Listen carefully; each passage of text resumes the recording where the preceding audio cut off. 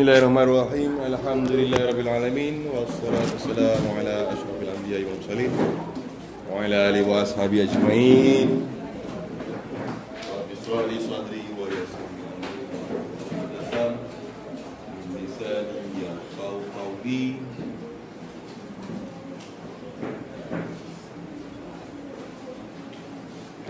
Rabbi yassir wa la tu'assir.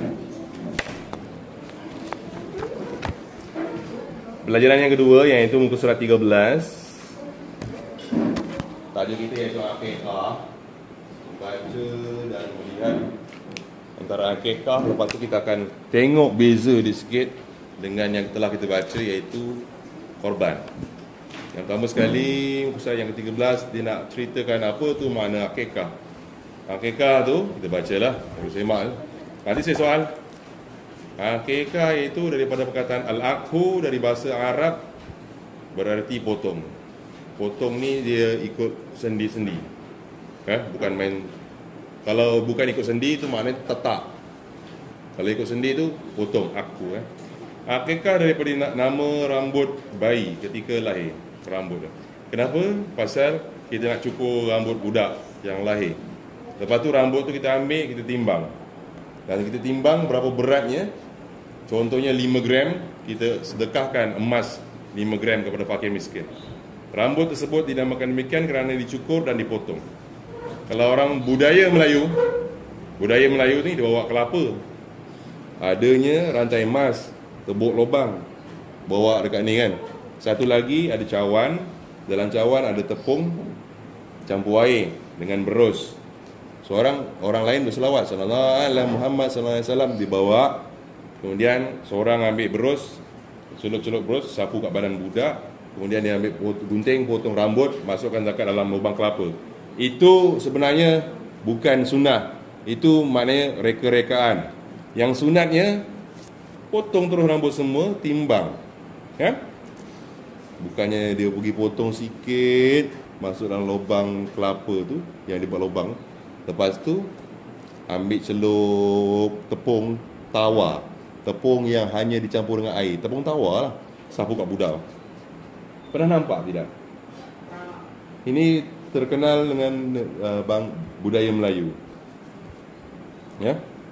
Akikah dari segi cara ialah binatang yang disembelih tanpa rambut, sempena rambut.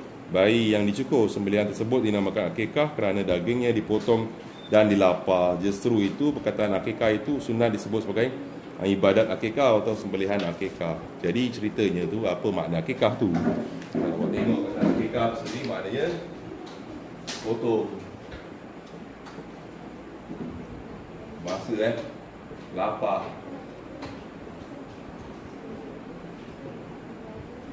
Maknanya ikut sendi. Ini saya tuliskan perkataan tu. Bukan potong sembarangan.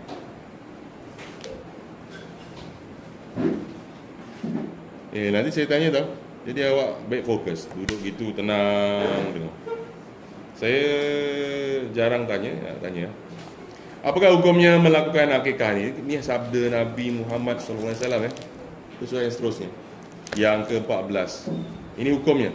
Yang hijau 2.1. Hukum melakukan akikah adalah sunat muakkad, iaitu sunat yang dituntut. Tuntutan sunat ini adalah ditujukan kepada orang yang wajib menafkahkan anaknya dengan hartanya, bukan dengan harta kanak-kanak tersebut. Ini siapa yang sunat? Orang yang ada anak yang baru lahir, bukan kepada orang lain yang tak ada kena-mengena.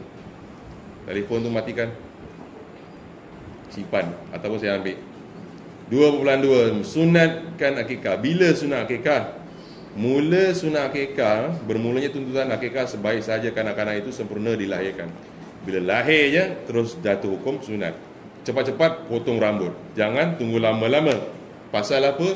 Ditakuti rambut itu yang disimpan lama dalam perut ibu menyerap dalam kepala budak di luar perut ibu kan. Budak-budak jadi bangang. Bangang tu bangang. Bodoh.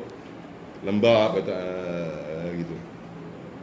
Oleh itu, kan biasanya bila lahir budak tu, doktor tu suruh keruk, tekak apa semua, ditepuk-tepuk sehingga menangis. Cepat-cepat basuh rambutnya doktor. basuh badannya, dimandikan, baru dah dibalut dengan apa namanya, lampin, diberi pada ibunya. Okey, ini yang pertama sekali, rambut tu mesti digunting supaya jangan jadi bodoh kat budak ataupun boleh datangkan penyakit sawan. Yang keduanya, afdal dilakukan hari ke-7. Bila dah hari ke-7 dah lahir tu, sunatlah buat akikah. Kemudian bila dah sampai hari ke-7 tu, fikirkanlah siapa nama budak. Nama yang bagus adalah nama nabi-nabi. Gitu. Hari ke-7, dia bilangannya adalah mengikut 7. Selepas 7 apa? 14 kan? 14 21 kan? Gitulah bilangan dia. Kenapa Dania? Ada masalah? Orang Melayu rasa susah apabila dia sembelih binatang tu nak bagi kat orang, memenatkan. Jadi dia ambil seekor kambing, disembelih, ini akikah untuk anak dia, dipotong. Kemudian dipotong binatang itu mengikut sendi-sendinya, bukan ditatak dekat tulang-tulang. Kemudian dimasak, dipanggil orang datang, silakan makan. Itulah nama akikah. Akikah ini hanya binatang yang 5 yang dibayar zakat tu. Ayam tak termasuk. Kambing, lembu, unta, kerbau, kibas. Jangan buat akikah dengan ayam. Tak dapat pahala. Muka surat yang ke-15. Bilangan binatang. Beza lelaki dengan perempuan, binatang ni bilangannya. Nombor 1, bagi kanak-kanak lelaki atau khunsa yang ada 2 kemaluan, afdalnya dengan 2. Pasal binatang ni 2, bagi kanak-kanak lelaki, khunsa adalah 2 ekor kambing atau 2/7. Lelaki 2 kambing. Kalau lembu 2/7. Lembu seekor tu kira potongannya, kalau dikira dipotong 7, kerat kepala, kerat sini, kerat tu, dikira 2 bahagian. Binatang yang harus dibagikan per-7 seperti unta dan lembu. Kambing tidak boleh potong 7 pasal kecil. Kibas tak boleh. 5 binatang tadi saya sebut.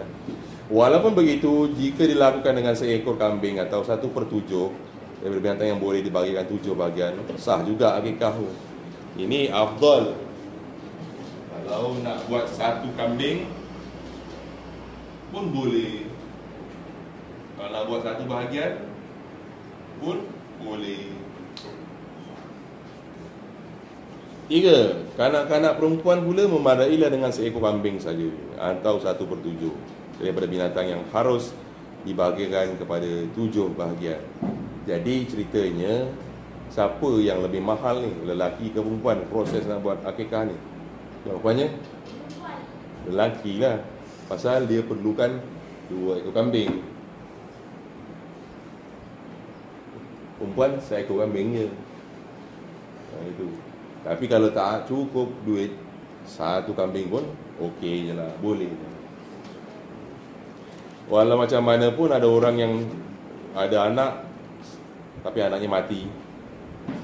Apakah hukum akikah bagi anak yang mati? Di bawah tu 2/4. Tak adalah wajib, akikah ni sunat. 1. Tuntutan melakukan akikah tidaklah luput walaupun kanak-kanak itu meninggal dunia sebelum hari ke-7 daripada hari kelahirannya. Lahir saja 2-3 hari meninggal, sunat juga buat. Sunat juga bagi nama walaupun dah mati. Ya. 2. Tidak luput juga jika ditakhirkan selepas daripada hari yang ke-7. Ini dah hari 7 pun dia buat tak faham saja. Bukan buat tak faham sebab tak apa, sebab tak ada duit. Teruskan, biarkan. Tetap juga sunat buatlah, iaitu sembelih kambing.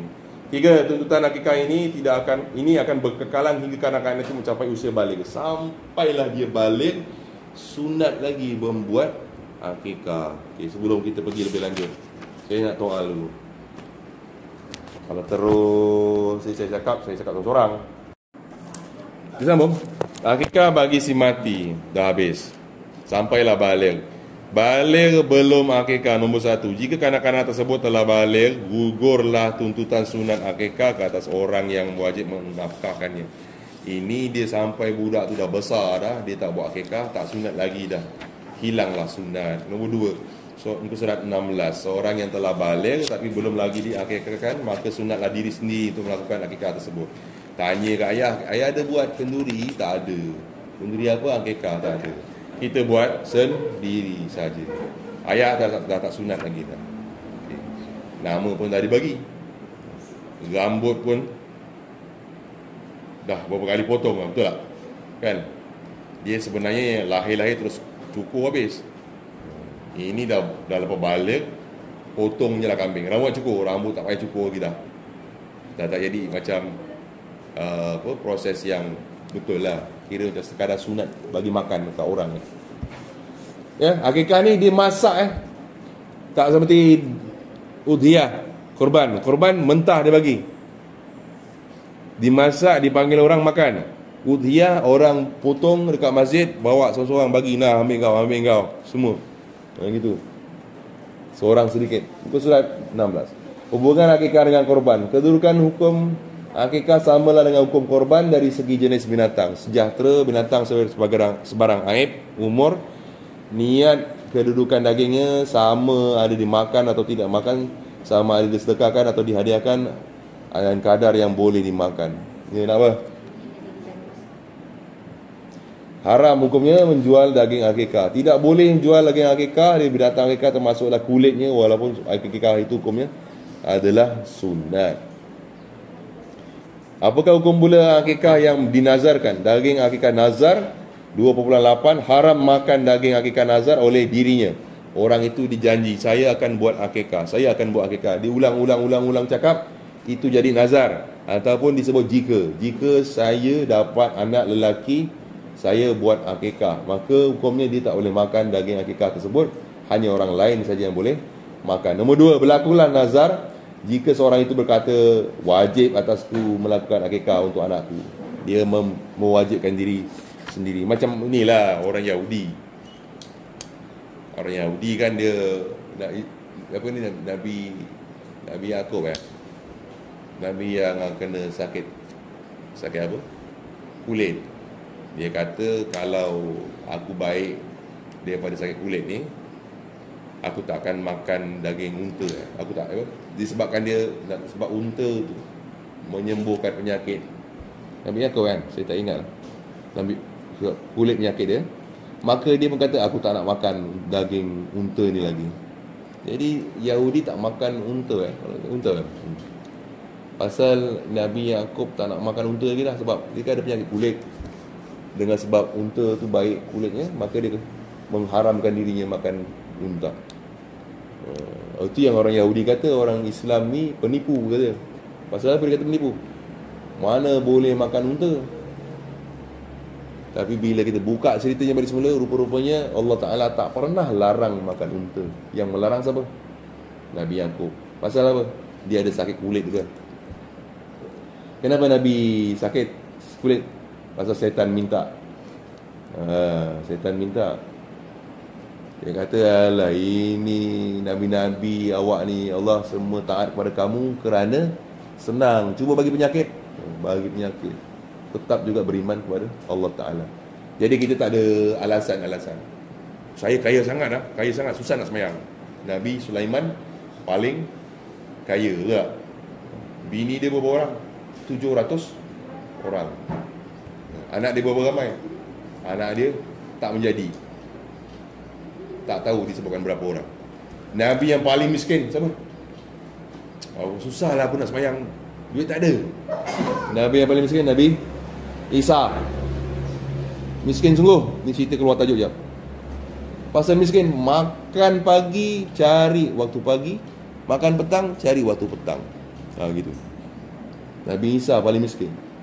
Sampaikan Nabi Isa nak cari makanan berbuka, balik-balik rumah, tengok apa? Maknya dah meninggal dunia. Kalau saya tersilap, dah lama tak baca. Pagi cari makan, petang cari makan. Kalau dapat ada makanan, tak dapat tak ada makanan. Paling miskin. Saya susah lah. Saya kerja welding. Nabi siapa main besi? Nabi Daud kan, tukang besi. Nabi siapa yang gergaji? Sampaikan akhirnya diri dia digergaji oleh umat dia. Dia gergaji dua, mati. Nabi Zakaria, dia tukang buat rumah, buat apa semua. Nabi-Nabi bukan senang-senang hidup dia, susah-susah. Akhirnya umat dia tangkap Nabi Zakaria, dia gali lubang, masukkan Nabi Zakaria, dia gaji kepala. Siapa yang buat? Yahudi ya. Kerang, terbelah dua. Ya. Matilah Nabi Zakaria. Baik, sama balik. Semua ni susah-susah pun kena buat juga. 2.9 daging akikah sunat harus dimakan dagingnya akikah yang sunat oleh orang yang melaksanakannya. 2.10 syarat penerima akikah. Siapa yang boleh terima akikah? 1. Orang fakir dan miskin yang hendak diberikan akikah itu mestilah orang Islam. Fakir, miskin, orang Islam. Tapi kalau tak fakir pun boleh. 2. Hukum akikah sama seperti hukum korban, kecuali tak wajib memberi sedekah daging akikah yang mentah. Bahkan sunat dimasakkan terlebih dahulu dengan masakan yang manis, walaupun akikah itu akikah nazar. Lalu dihantar ke rumah orang fakir miskin, dihantar dengan dalam keadaan masak. Susah sangat sekarang, dipanggil orang semua, datang rumah saya, petang ni kita ada akikah. Kemudian 2.11 ditegah mematahkan tulang-tulang binatang tersebut. Itu yang nama dia tidak potong, dia tak pepah tulang. Ditegah mematahkan tulang binatang akikah dengan harapan doa bayi akan menjadi sihat dan kuat tulangnya. Kenapa tak dipotong, pecahkan tulang tu? Dia macam suatu perbuatan untuk mendoakan supaya binatang untuk budak tu menjadi kuat tulang. Mana kita? Kat mana kita? Mana? Semua nak buat.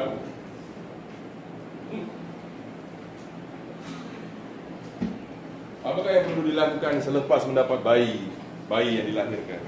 Muka surat yang ke-15. Bayi yang baru dilahirkan, azan dan iqamah pada kanak-kanak. Kanak-kanak yang baru dilahirkan, sunat azan telinga kanan, sunat qomat telinga kiri. Dua tu je. Kemudian nak sambung lagi baca surah, itu pun boleh jangan. Budak kan kecil, nak tahu telinga kanan telinga kiri. Allahu Akbar, Allahu Akbar, syallah. Allahu Akbar, Allahu Akbar. Kenapa macam itu? Kerana supaya mengajar kita tentang kebesaran Allah. Semua benda ada kaitan dengan Allah Ta'ala. Kemudian baca dah surah Inna anzalnahu fi lailatul qadr. Baca dekat sebelah telinga kanan supaya terhindar daripada zina. Kemudian tahnik. Apakah maksud perbuatan tahnik? Tahnik ini iaitu seorang ulama ataupun ibu bapa panggil, suruh dia makan, bukan makan, dia kunyah buah tamar, manisan apa. Lepas tu dia keluarkan daripada mulut dia, disapu kat langit-langit budak. Kerana apa? Kerana budak-budak memang suka yang manis lah. Sunat tahnik kan iaitu gosok buah tamar selepas dimamah sesuatu yang manis, madu, seperti madu ke langit kanak-kanak. Tengok dulu orang itu macam mana. Dan ini, perbuatan ini jangan disalahfahamkan dengan membasuh kaki Habib. Kemudian diminum air basuh kaki Habib. Ada? Basuh ketiak gitu, minum itu ajaran sesat lah. Ini panggil ulama dekat bayi saja, sunat kat bayi je. Ulama tu ambil lah buah, kunyah buah yang manis seperti kurma, ambil daripada mulut dia, disapu kat bayi budak. Itu saja. Sekadar suka-suka. Engkau dulu makan, maknanya makan pun mak kau bagi ke ayah kau bagi, kadang-kadang dia kunyah-kunyah tengah makan, budak tengah bising, dia keluarkan, dia bagi masuk mulut kau juga. Kau bukan ingat. Betul tak? Itu saja maknanya tunjukkan kasih sayang. Itu je. Itu je lah. Bukannya macam yang ajaran sesat ni, sila basuh kaki, minum. Macam cerita kan, ada kan? Kau tahu je. Dia beza Kalau mak sayang anak itu dibagi makan dengan air liurnya sendiri. Gitu maksudnya. Tahnik istilahnya, memberi manisan dengan mengunyah sedikit kemudian dimasukkan dalam mulut bayi. Cukur dan sedekah. 1. Sunat cukur rambut kepalanya bayi, yang nombor 1. Sama ada lelaki atau perempuan di hari ke-7 setelah disembelihkan binatang akikah. 2. Rambut bayi itu cukur hendaklah ditimbang, dinilai dengan emas atau perak. Kemudian sedekahlah emas perak itu dengan wang sama nilai dengan emas tersebut. Sedekah kepada fakir miskin, seperti saya sebutkan tadi. Kemudian buat apa lagi? Surat 2:19. Berilah nama kepada budak tersebut. 1. Sunat diberi nama pada hari ke-7, walaupun ia mati, dah mati pun bagi nama juga, seperti saya sebut tadi. 2. Sunat juga diberi nama anak yang mati keguguran yang telah ditiupkan roh padanya. Maknanya sudah bergerak-gerak perutnya, tapi dia gugur, maka boleh juga, sunat juga diberikan nama. 3. Jika tidak diketahui sama ada lelaki atau perempuan bagi keguguran, hendaklah namakan dengan nama yang boleh melambangkan kedua-duanya. Seperti Tolha. Tolha ini nama lelaki ke nama perempuan? Dua-dua orang pakai. Dan Zainun. Zainun ni lelaki pun boleh, perempuan pun boleh. Tak tahu jantina apa. Sunat diberi nama yang baik. Contohnya Abdullah, Abdul Rahman, Muhammad, Ahmad. Bukan nama yang rekaan. Nama rekaan dia apa? Ambil separuh nama bapa, separuh nama emak, cantumkan.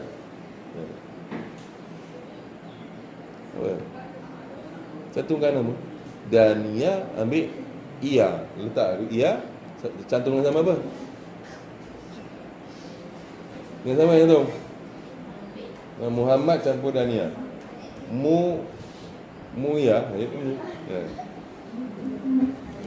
Itu tidak sunat. Sunat nama yang 1 nama hamba Allah, 2 nama-nama Nabi, 3 nama-nama ulama. Tidak makruh dinamakan dengan nama-nama malaikat dan nama-nama Nabi. Tidak makruh, mana boleh. Itu katanya sunat. Itu tulis dekat bawah, tidak makruh. Sunat, sin, nun, ta.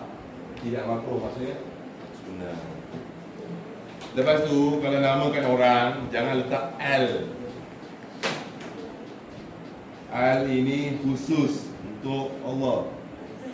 Jangan letak nama budak, nama siapa ada al. Contohnya, siapa nama? Fatih. Fatih itu nama manusia. Al-Fatih, nama Allah. Kalau contohnya nak namakan budak, siapa nama? Rahman. Rahman saja. Kan? Jangan namakan Ar-Rahman. Ini sudah salah. Tak boleh. Ini nama Allah. Ini nama Allah. Nama gini boleh. Al-al-al ni adalah khusus. Maksudnya superior. The.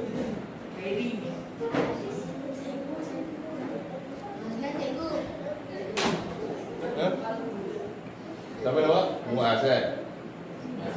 Ada tak nama Allah Al-Muaz? Al-Muiz adalah nama Allah. Nama Allah Al-Hafizul Muqit. Al-Hafiz. Ya, tak berapa tepat. Ini nama Allah Ta'ala, tak boleh pakai kat. Buang ini. Jadi nama kita lah, boleh buang alif bang.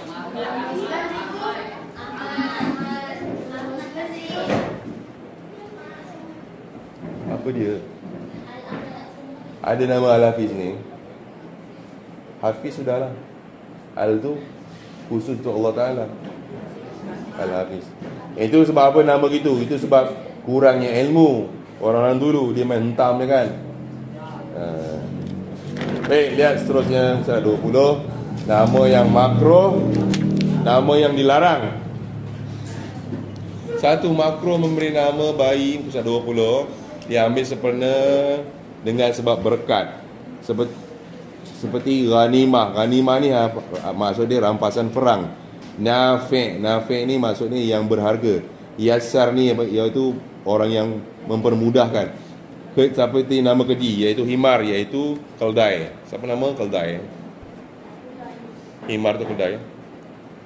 Nama yang keji. Nama Jawa tu pun kadang-kadang ada yang tak senonoh. Ya. Tak payah sebut lah. Superman pun ada saya tengok. Siapa Superman? Tak apa ni. Tak apa. Elok lah. Nama Nabi je ambil. Tak. Nama biar pendek. Satu itu sudah bagus. Tak perlulah dua, tak perlulah tiga. Contohnya, siapa nama? Sarah. Orang sebut Sarah. Penuh nama itu. Siapa nama? Adam. Penuh sebut Adam. Biar satu. Dan disebut sampai mati. Siapa nama? Ahmad Zaki. Letih kan sebut Zaki. Itu cukup satu sebenarnya. Itu yang lebih bagus. Nama banyak tak apa. Contohnya Muhammad. Nabi Muhammad satu nama. Muhammad satu. Qasim. Nabi Muhammad juga. Ada orang sebut Yasin tu nama Nabi Muhammad, tapi tak. Itu yang ada orang nama siapa? Yasin. Baik, nama yang seterusnya makro, bagi nama dengan nama baik Sittun Nas, 6 orang manusia. Ataupun Sittul Arab, suku 6 Arab. Atau Sayyidun Nas, ketua manusia. Ataupun Sayyidul Ulama, ketua ulama. Nama yang memberi maksud gelaran mulia. Amat makro, kerana dia terus letak. Jadi dia macam gelaran sebenarnya ni. Gelaran yang terlalu tinggi. Haram nama dengan memberi nama bawah. Haram memberi nama dengan nama yang menyekutukan Allah. Contohnya Abdul Ka'bah, hamba kepada Ka'bah. Abdul Hasan, hamba kepada Hasan. Al-Hasan tu bukan nama orang, bukan nama Allah. Hasan tu nama orang. Abdul Ali, hamba kepada Ali. Abdul Asi, hamba kepada Asi. Abdul Ali, hamba kepada Al. Aqdal Qudah, Malikul Muluk, ini raja kepada raja. Itu nama Allah tu, menyekutukan Allah. Malikul Muluk, Malikul Amlak, Hakimul Hukam, Rafiqullah, Jarullah. Kalau Abdul Muaz, nama apa? Abdul Muaz, hamba kepada Muaz. Abdul tu hamba, Al-Muaz nama orang.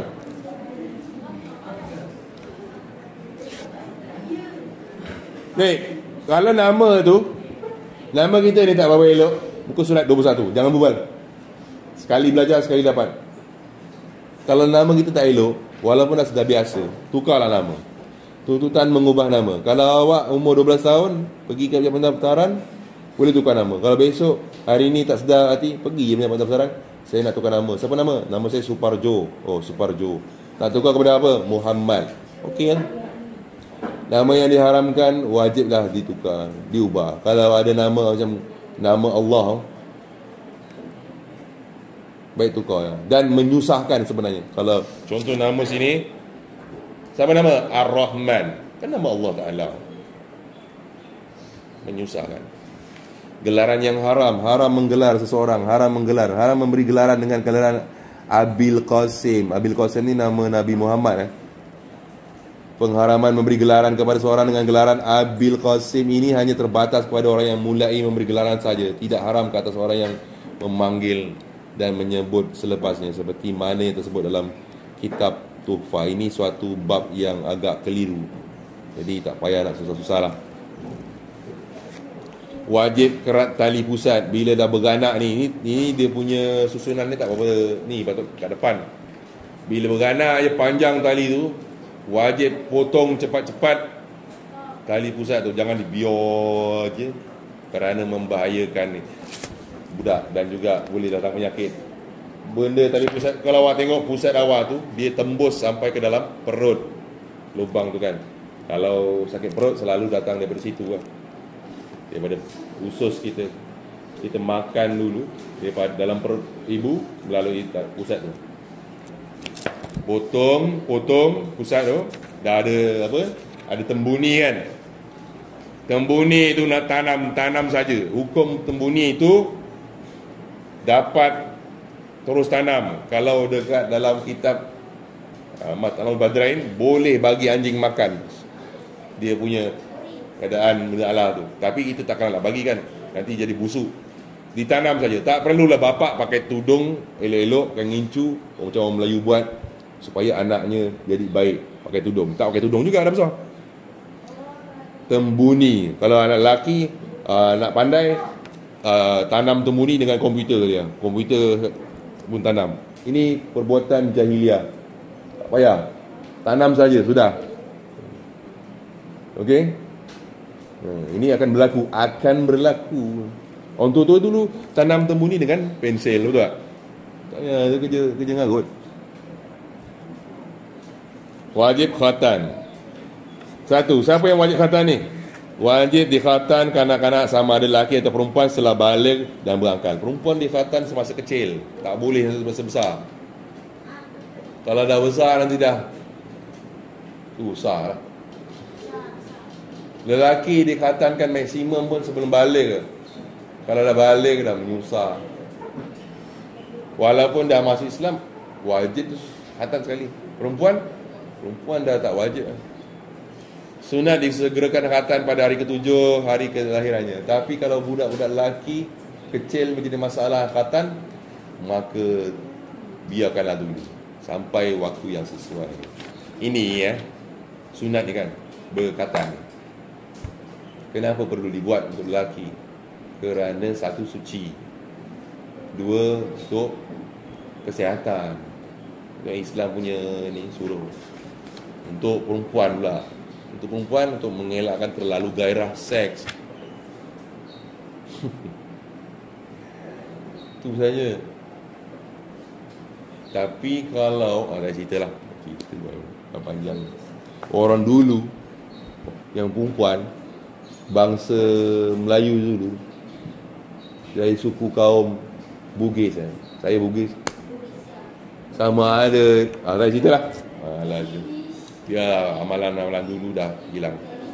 Kemudian sambung semula. Muka saya 22. Macam mana nak sunat? Nak motong ni. Nombor 1, bagi lelaki hendaklah dipotong semua kulfah, kulit lelaki potong pada ujung kemaluan lelaki. Yang belum sunat lelaki sini, tolonglah sunat cepat-cepat.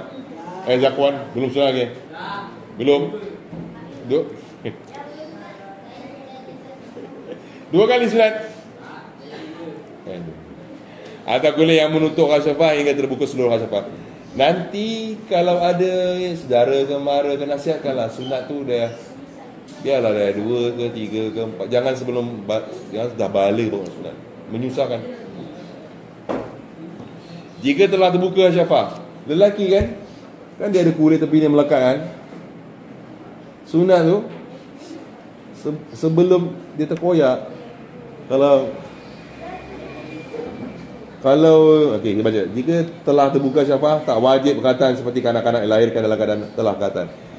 Lelaki kan di kulit tu dia melekat dekat, betul lah dekat dinding tu syafah. Dia kalau dah terbuka tu, lahir-lahir dah ke bawah, tak sunat dah. Boleh tak bersunat. Boleh tak bersunat, dengan syarat dia koyakkan sendiri dia punya syafah kepala. Macam mana dia koyakkan tu? Ambil lah pisau dia koyakkan. Kenapa? Kerana tempat tu menyimpan banyak ni. Tapi bila dia tutup lagi ni, panjang pula kulitnya, maka sunat dipotong juga. Kalau tutup gini sedikit saja, okey lagi. Maknanya bagi orang lelaki yang tak nak bersunat, dia masuk Islam lah kan, dia masuk Islam. Kau nak tengok zakar dia ke? Buka sebelah, tengok. Cakap, tanya dia, terangkan dia kalau syafahnya boleh dibuka, maka tak payah sunat. Tapi kalau ditutup panjang segitu, sunat lah. Ada ke yang panjang segitu? Awak ambil zakwan tu. Orang yang mengatur orang lain tu yang panjang. Sambung. Jika telah terbuka syafahnya, tak wajib berkhatan seperti kanak-kanak lahir dalam keadaan dikhatankan. Bagi perempuan adalah dipotong sedikit kulit yang atas faras, tempat keluar air kencing. Letak kain getah tu, potong macam itu saja. Tak ada macam lelaki lain dia nak kena. nak kena ke bawah kan. Perempuan dia potong tegak gitu je, tapi tak boleh ada silap. Jadi kita dah sampai muka surat 23. Tadi ceritanya kita